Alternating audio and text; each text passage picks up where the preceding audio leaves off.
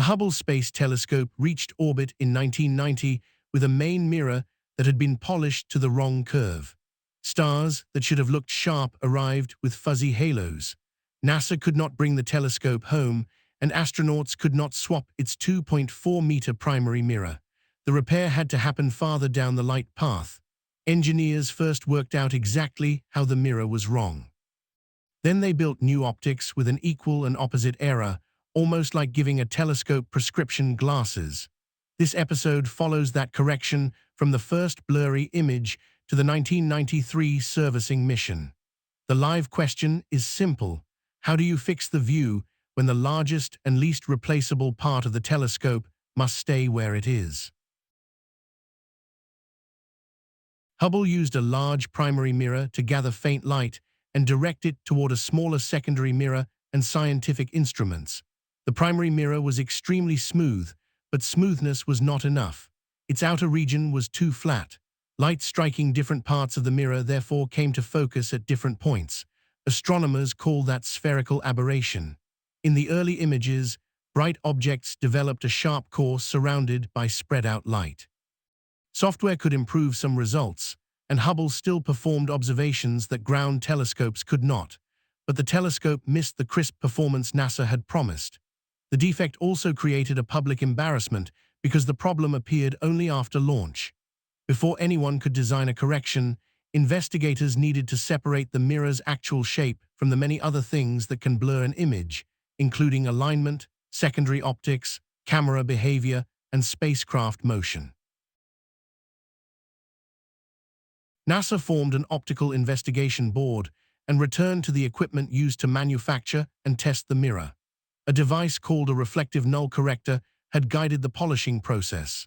In a correct setup, that device makes a properly curved mirror appear flat to the test, allowing technicians to see tiny departures from the intended figure. Investigators found the original corrector preserved in the configuration used years earlier. Its lens spacing was wrong by 1.3 millimeters. The test therefore told the polishing team to remove glass until the mirror matched a false reference. Other measurements had produced warning signs, but the flawed null corrector result carried more authority during fabrication. That preserved hardware gave investigators something precious, not merely the fact that Hubble was blurry, but a measurement of the specific error built into the mirror.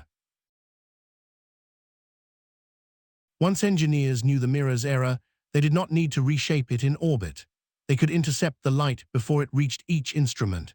A corrective optic with the opposite aberration would bend the misdirected rays back toward one common focus. The principle resembles eyeglasses, but Hubble needed several carefully placed optical surfaces inside a cramped, existing observatory.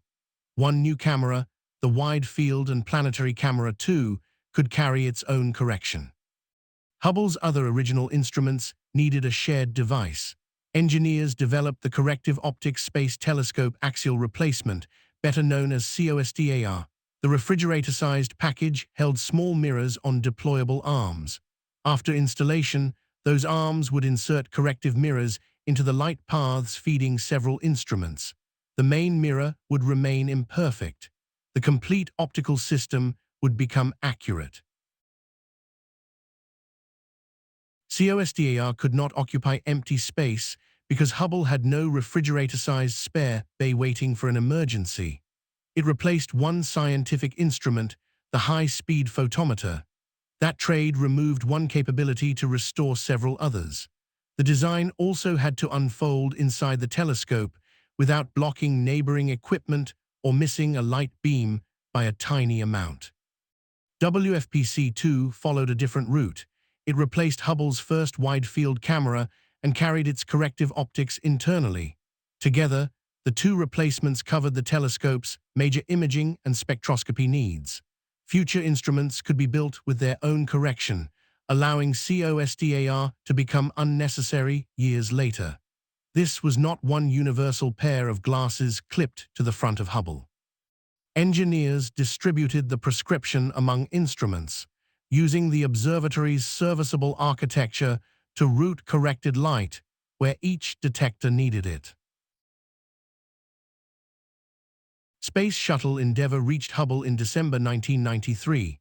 Astronauts captured the telescope, anchored it in the payload bay, and worked through 5 spacewalks. They replaced the wide-field camera, installed COSDAR, changed solar arrays, and serviced other hardware. For the optical repair, the suspense sat inside ordinary-looking boxes. The crew did not touch the main mirror.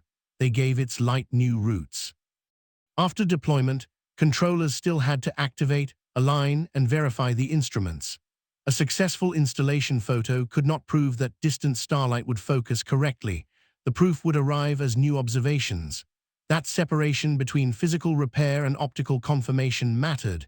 Every latch could close, every connector could mate, and the prescription could still be wrong. The telescope had to look at the sky before the team could declare the view restored. The corrected images were unmistakable. A star that had spread light into a broad halo became much tighter. The core of Galaxy M100, blurry in the original wide-field camera, resolved into sharper points and lanes with WFPC2. Those before and after pairs remain the cleanest explanation of the repair because the result is visible before any optical vocabulary arrives. COSDAR served Hubble's other original instruments, while later replacements included their own corrective optics.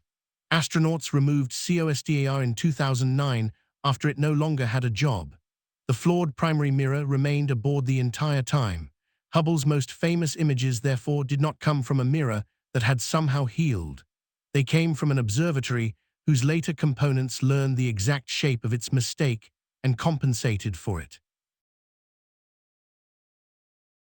NASA fixed Hubble by measuring the mirror's error and building that measurement into new optics. Investigators traced the wrong curve to a 1.3 mm spacing error in the test device used during polishing.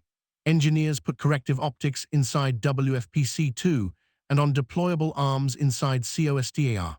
Astronauts installed both during the first servicing mission, and the next images showed light converging where it should.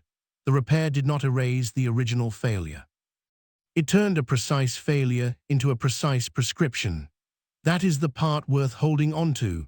The telescope became useful again because engineers stopped asking how to replace an impossible mirror and asked where else in the path they could correct the same rays. Hubble's serviceable design mattered as much as the optical insight. Engineers could place COSDAR and WFPC2 in bays that astronauts were already meant to reach. Later instruments carried their own correction, and astronauts removed COSDAR in 2009 to make room for new science. The observatory did not depend forever on an emergency box. It absorbed the correction into each new generation of hardware. The original mistake stayed measurable, predictable, and therefore manageable for the rest of Hubble's life.